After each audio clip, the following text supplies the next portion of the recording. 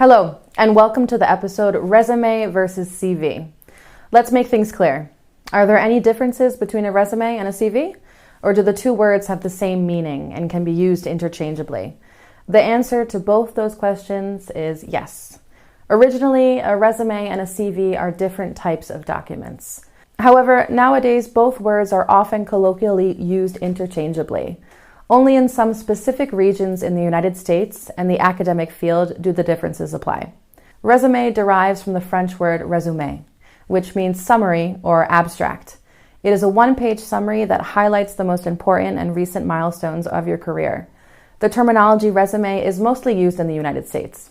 CV stands for curriculum vitae, which is Latin for course of life. It has no length limit and details the whole course of one's career. Nowadays, it's primarily used for academic purposes. The terminology CV is mostly used in the United Kingdom and Europe.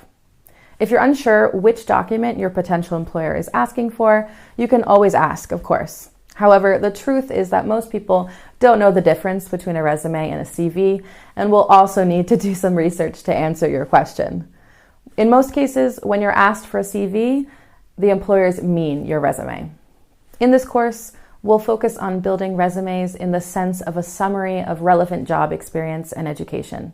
In the next episode, we'll learn how to match your resume to the job description. I'll see you there.